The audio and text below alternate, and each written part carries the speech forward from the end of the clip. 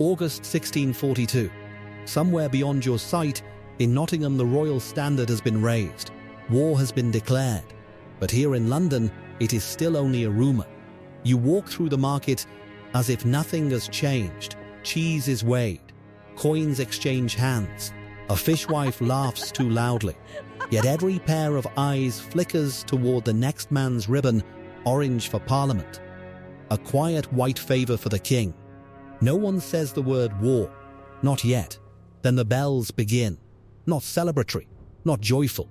Every parish ordered to ring and beat the drum.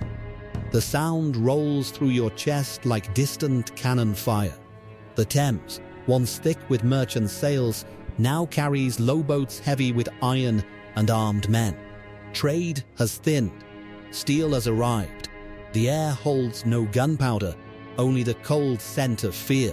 You whisper that this will pass, that the king will negotiate. That peace still breathes. Little do you know, the same king, Charles I of England, will kneel in this very city 7 winters from now, offering his neck to the axe. Peace has not faded. Peace has chosen to die, and London can feel its pulse slowing. The news arrives like a crack in glass. The king has raised his standard in Nottingham. You hear it first from a breathless courier, then from a street crier, then from another shouting the opposite. Royal proclamation, parliamentary counter-bulletin, Crown versus Commons, echoing down the same street. Crumpled pamphlets grind beneath your boots as if the paper itself is at war. The bells begin to toll, not for feast days, but to muster men. Orders have gone out. Beat the drum, ring the bells. You feel the vibration in your ribs. Somewhere beyond the houses, the distant roll of drums calls the trained bands to gather. In a tavern, ale sloshes over wooden rims as voices rise. A toast to the king draws silence. A refusal to pay Parliament's levy draws suspicion. You notice hands hovering near coat seams where steel might be hidden. The faint metallic clink of a blade betrays more than words ever could. You bow your head in prayer and hesitate. A single God save the king could mark you royalist. A silence could mark you traitor. Across the city, apprentices stare at their masters. Neighbors measure neighbors. Little do you know, this fracture, this first public choosing of sides, will one day justify placing Charles I of England on trial for treason in his own capital. Tonight, London still stands, but you can already feel it dividing. You wake to bells. Not one parish, all of them. From St Andrews, Holborn to the river parishes, iron tongues hammer against bronze without pause. Orders have gone out, every ward must ring, every parish must beat the drum. Muster, muster, muster. The sound does not celebrate, it commands. In the churchyard, the air smells of damp earth, sweat, and unwashed wool. Men crowd shoulder to shoulder, shopkeepers, apprentices, watermen, answering Parliament's call. London's trained bands already number near 8,000. Today they swell further. You watch a brewer's clerk fumble with a borrowed breastplate. A tailor knots an orange sash tight across his chest. Drums roll. Names are shouted. Across Cheapside, wooden shutters scrape closed. Silk and imported spices vanish from display. Luxury is locked away, muskets are brought out. Inside counting houses, ledgers are pushed aside for powder flasks. Even the goldsmiths weigh iron now. You pass a group of apprentices swaggering down the lane, voices hoarse from shouting defiance at imagined royalists. Their bravado barely masks fear. One of them might be Nehemiah Wharton, the bookbinder's apprentice who writes home about drills and duty, unaware his letters will soon fall silent before the first great clash. Little do you know, these sweating volunteers, awkward with pike and musket, will one day form the hardened spine of Parliament's new model army. By dusk, the bells still do not stop. And you begin to understand. This is no longer rumor. This is an army being born. You step into Finsbury Fields, and the city no longer looks like a marketplace. It looks like war. 12,000 men stand in rough lines across the open ground, 12 regiments drawn from wards and guilds. The trained bands that once numbered 8,000 have swelled. Apprentices, merchants and labourers now shoulder pikes that rise 16 feet into the late summer sky. Sunlight flashes along their steel tips like a field of needles. Drumbeats roll in steady cadence, echoing against nearby walls, not festive, but anatomical. A heartbeat, London's heartbeat. You watch as Philip Skippon rides before the ranks, orange sash bright against buff coat. Freshly appointed commander, he surveys the men with a professional soldier's eye. Some grip muskets correctly. Others fumble with match and powder. Sweat darkens woolen collars. Mud clings thick to boots dragged from city streets to open field. An apprentice near you, perhaps Nehemiah Wharton, tries to still the tremor in his hands. He has written bravely of drills. Now the scale of it steals his breath. Beyond the lines, women and children labor at the edge of the field, hauling earth in baskets, stacking fascines for barricades near Cripplegate and Ludgate. Their palms are raw, their skirts streaked with dust. London is not watching war prepare. London is building it. Orange ribbons snap in the dry wind. Commands bark. Musketeers wheel awkwardly into formation. Little do you know, within months some of these same faces will march toward Battle of Edgehill, trading this dusty rehearsal ground for smoke and blood. Today, it is only drill. But as the drums thunder again, you realize something irreversible. London has become an armed camp, and the next command will not be practice. You feel the shudder in your palms as the shovel bites into hard ground. This is no drill field now. This is the beginning of a wall. From the edges of Moorfields to the southern banks beyond Southwark, plans are laid for 11 miles of earthworks, a defensive ring around London.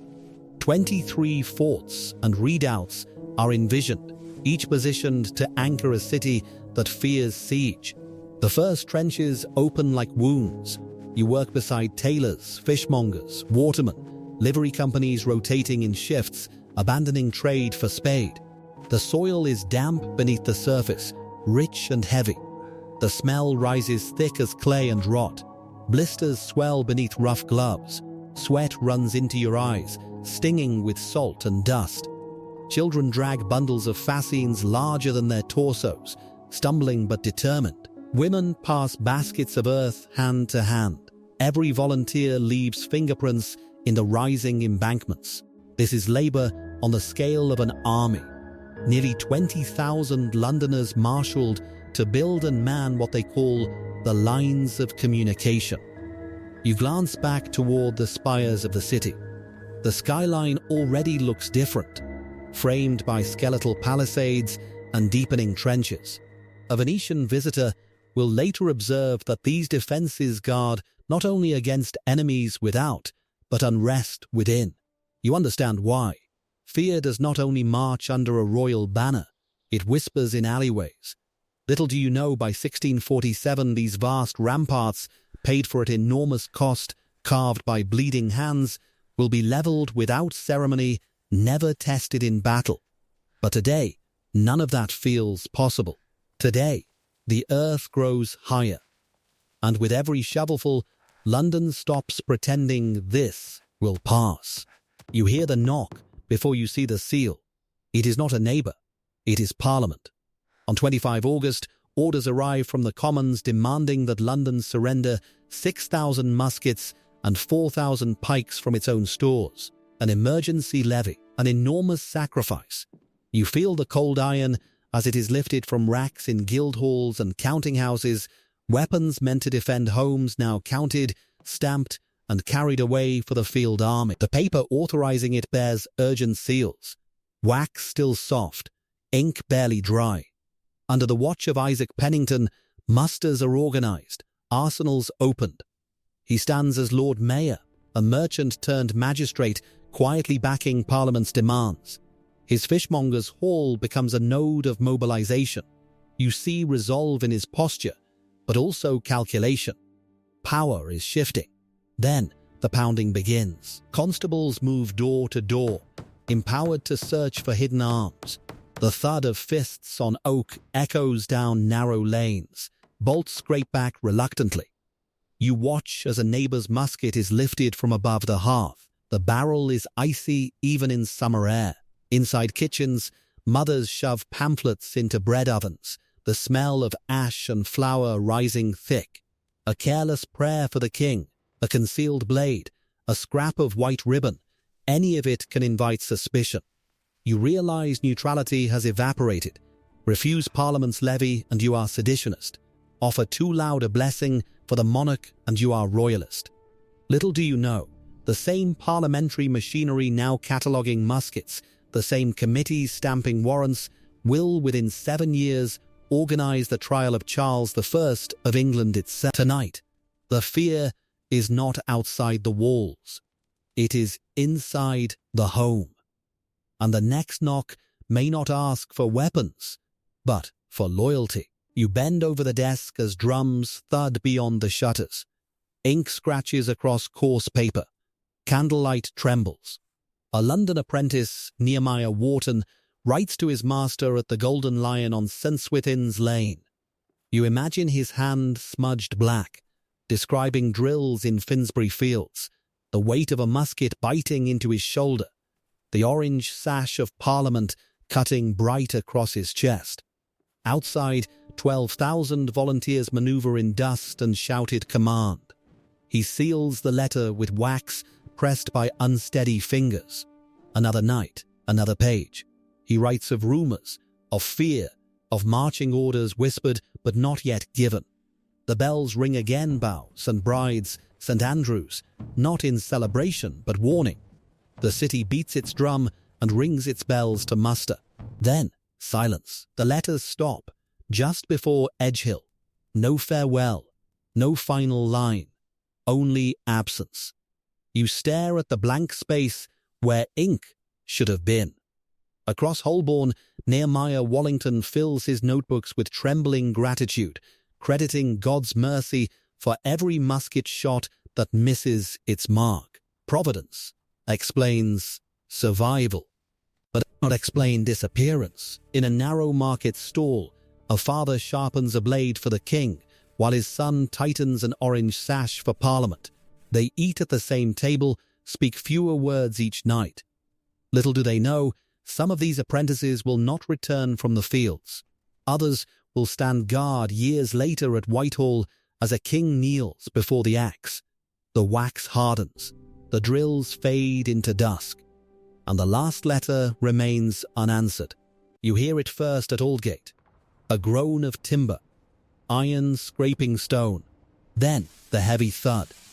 One by one, as dusk bleeds across the rooftops, the gates fall, Aldgate in the east, Ludgate to the west, Blackfriars Gate by the river. The sound rolls through the streets like a verdict. Overturned carts choke Whitechapel and Temple Bar. Barrels are dragged into place. Wool bales become barricades.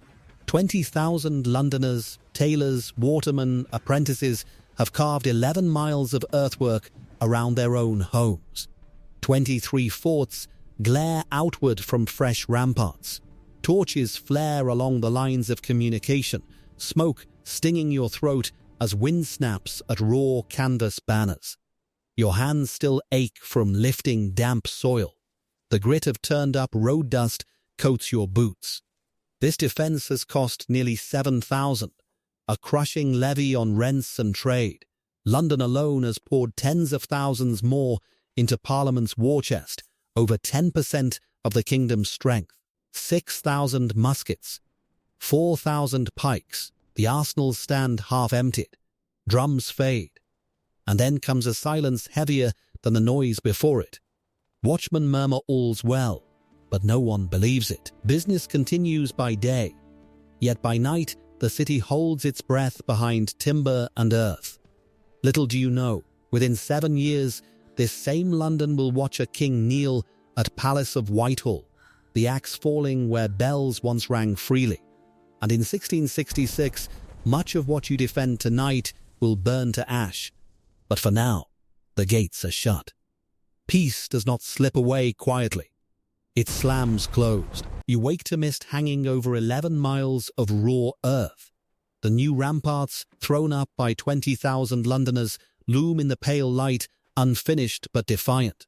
Guards pace slowly atop damp soil, boots sinking into clay that still smells freshly torn from the ground. A lone bell tolls, not in panic now, but in habit. Slow. Measured. Below, shops reopen. Shutters creak upward. Trade resumes along streets still narrowed by overturned carts and stacked wool bales. Muskets rest beside scales and ledgers. Business continues under armed watch. You step into Old St. Paul's Cathedral. Prayers echo beneath the vaulted ceiling. Incense drifts upward. Outside, apprentices drill in moorfields, orange sashes bright against the dust. Little do they know, within 3 years, this cathedral will stable cavalry horses. Hooves will scrape the same stone where you now kneel. The river moves quietly beyond Blackfriars, deceptively calm, carrying skiffs instead of merchant pride. The gates still stand closed at dusk. The city's 7,000 sacrifice rises in earth and timber around you. The war has not reached London. But London is ready, and somewhere beyond these walls, an army is already marching.